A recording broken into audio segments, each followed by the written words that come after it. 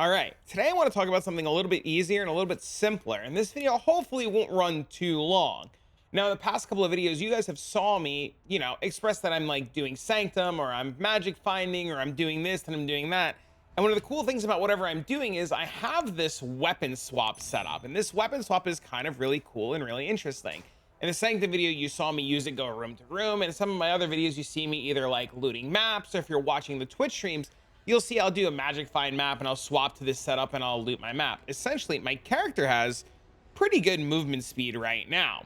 If you look, we're at 231% movement speed. I'm kind of cruising and grooving. And when I want to do other things, like for example, like loot a map, run node to node and delve, go through my sanctum quicker, I'll weapon swap and I'll get 311% movement speed. And I have my weapon swap on my right thumb on my mouse, so that it's really easy for me to weapon swap at a moment's notice. And you'll see that I immediately have phasing and I have phase run, and I'm moving at the speed of light. Now, a lot of people have been asking me, like, why do I do this? What's the point of it? How do you craft it? What's the setup? And today I just want to break that down to you and kind of give you guys a rundown of what I'm doing and how it works. Essentially, you want to craft an axe that has socketed level of gems, socketed support gems, socketed support skill gems, and is synthesized with socketed support gems. My axe isn't perfect. I never finished crafting it. There's actually more that I can do to it, and I'll walk you through that in a minute. But essentially, you want an axe that is supported by a squire, and it's important that the squire has 8% quality of socketed support gems. Essentially, this setup will allow you to have phase run. You see my phase run buff the last 3.6 seconds. The cooldown on this guy is 2.27 because he has a little CDR. And if I, like, for example, swap this setup really quick to another character, you can see without CDR. Oh God, did I just have something on my mouse? Oh my God, what did I accidentally almost delete? What is this? Okay, we're not worried about that. Dude, that would have been the craziest mishap. Not this character. I have too many characters. The league's really good, man. I have too many characters. It's actually wild. But if I grab the setup and I put it on this character who doesn't really have CDR and doesn't have anything support or set up for it, you notice that my buff is 3.67 and the cooldown recovery time is 3.77. So with a little bit of CDR and a little bit of fine tuning and a little bit of extra quality, this won't be an issue on any character you're on, and it'll all get solved when I show you the crafting process.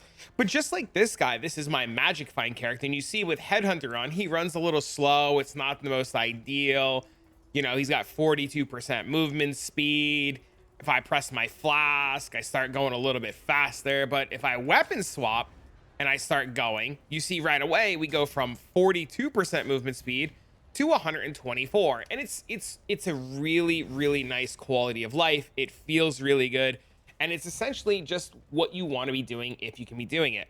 Now, I'll include a link to finding this axe down below, and you guys will be able to buy it. But essentially, all you're looking for is, if I bring up the trade website, is you're looking for a weapon with an implicit to socketed level of support gems. You don't want it corrupted. You don't want it mirrored. You want it synthesized, yes. And this is all that you're looking for. Now, this doesn't need to be an axe. This can be any one-handed melee weapon. You want it specifically to be a melee weapon, and I'll show you why in a second. And you just hit search, and you see there's a bunch of different things. There's a tenderizer, there's a claw, there's a throat stabber, there's a Val hatchet axe. And if you can find a nice one with some good other implicits, like ideally what you would be looking for, oh, that's pretty good. Ideally, what you would be looking for would be socketed level of support gems and quality of gems if it exists. I doubt we're gonna find one with quality of gems if it exists. Implicit quality of gems. So let's just see quality of socketed gems. There are none. So if one existed, you would buy that, ideally. There's one, it's 20 divines. This guy hasn't been on in 7 days. This guy's never logging on, but this is a scepter, and I don't think that's going to work for what you want, and you'll see why. So yeah, I'll include this link for you guys in the description down below so you guys can search for this relatively easily, and you just want to buy yourself a one-handed melee weapon. Now, the reason why you want it to be a one-handed melee weapon that's ideally a sword, an axe, a mace, and not, say, a rune dagger, is rune daggers have a bunch of extra tags on them for caster. So because caster weapons have this extra caster tag and we want to slam on socketed support gems, caster weapons are going to be really awkward and really bad for what we want to do. So like rune dagger is not what we want. Now, I personally have a one-handed axe. You can do this with a one-handed mace, a one-handed sword. Pick a weapon that works based upon your character and the stat requirements of your character. Sometimes you'll have more dex, sometimes you'll have less dex, sometimes strength, less strength, depending on what you're doing. So you want to really make sure that you spend time picking a base that works for your character. Now we see we're going to take one-handed axes, and I'm just going to pick just a Val hatchet axe, or Val axe. Where is it? Val hatchet. Excuse me. I've selected faceted gems, and we're going to want to look for socketed level of dex gems, and we're going to want to get socketed level of gems. Now, when I click these two modifiers and run the computate best selection, we should be faced with faceted and etheric fossils. Now, this is etheric, dense, and faceted, which is 4 tries. That's going to be more expensive, but if I take off the dex gems and I run this computation again, it should just be a 2-gem combination. So now we know we need etheric and faceted. This is a lot cheaper to do, and we're just going to go see how to do this. Now, I did some testing to make sure I knew how to do this beforehand because I didn't want to screw it up too much. So we're going to start all over. We're going to go one-handed weapons. We're going to go axe. We're going to come down here. We're going to take a Val hatchet. We're going to pick level 50. We're just going to assume that it's eye level 50. It could be 50 or higher. It doesn't matter. We'll actually just take an 87 or 86. We're just going to assume that we find an 86 base. It doesn't have to be 86, but let's just assume. We're going to make our axe rare. We're going to click on fossils. We're going to do jagged and etheric, and we're going to slam into our axe. Now, one thing that you're going to notice right away, you're going to see we hit strength, dex, and socketed gems. If you hit this is an ideal outcome.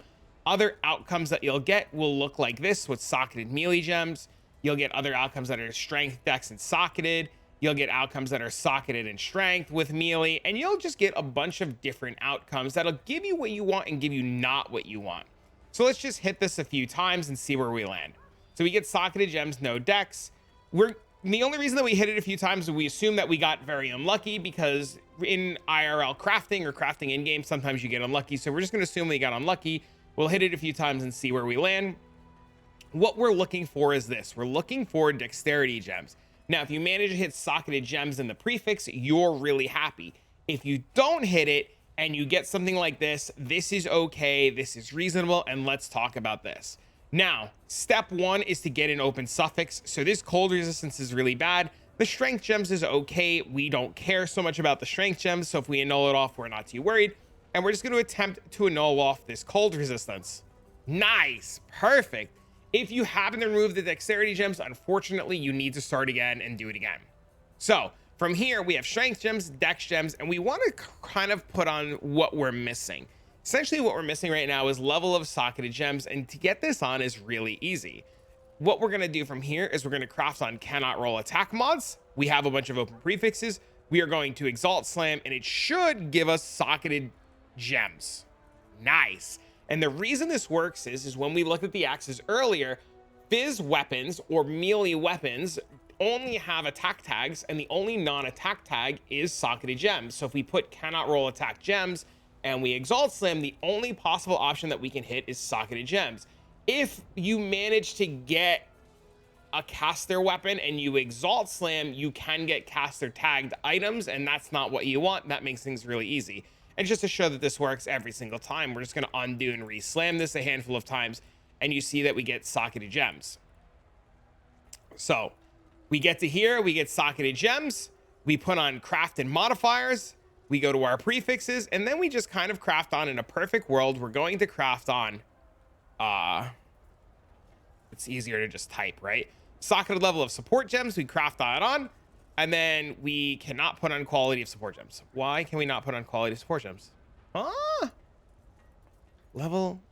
Wait, is that the wrong thing? Wait. Oh, that's the wrong one. Okay, hold on.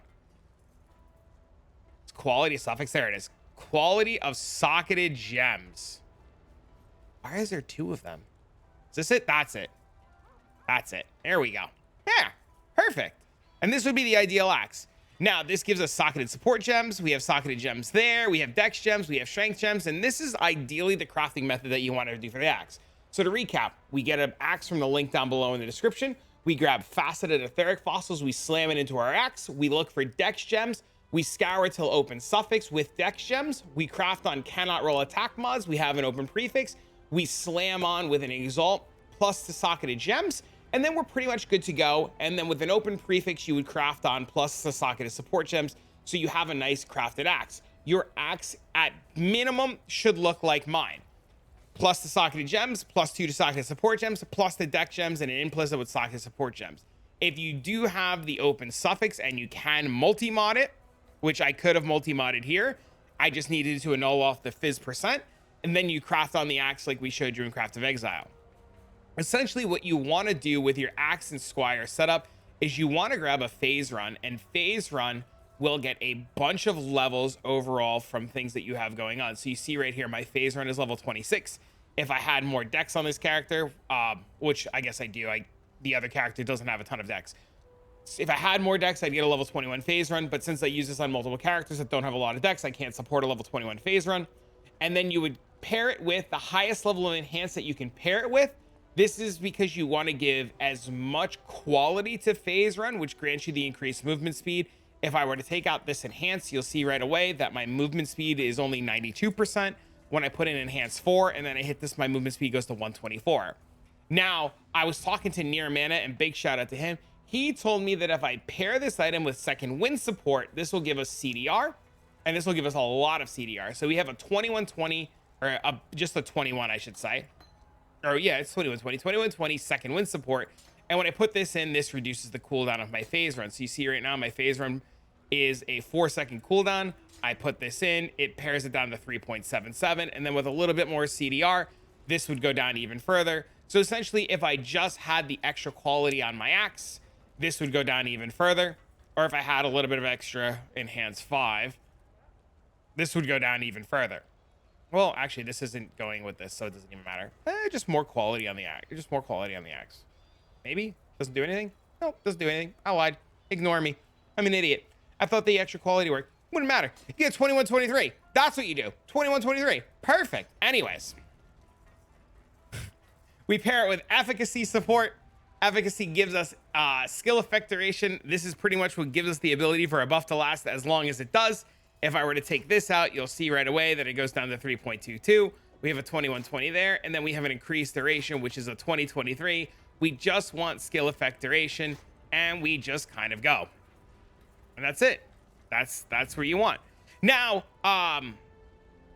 you can get more skill effect duration on the tree if your character allows for it. This character doesn't have like any skill effect duration. Some of my other characters do. That'll increase the length that your buff lasts, and then with CDR, you reduce the cooldown of it. But essentially, I just wanted to like show you guys, this is what I'm doing. This is how it works. This is what you craft. This is how you make the combo. And if you put it together, you'll have yourself a nice little weapon swap, and you'll be able to like do your thing. So I can go run through my map. I can do my little penance brand. I can go magic find. I can clear the map. And then when I'm ready to loot, I can just go like, you know, run all around. I don't need to buy that mage blood. I can just get a simple quality of life update. Now this squire, just to give you an idea, with perfect quality support gems is like 3 divs. These axes you saw are like 50C to a div. Crafting this axe, maybe 3, maybe 4 divs. Maybe if you get unlucky, maybe 5, depending on how unlucky you get. Second wind, 2120, 2 divs. Phase run, 1 div for a 2023. You want the 23% so you run faster. Enhanced support.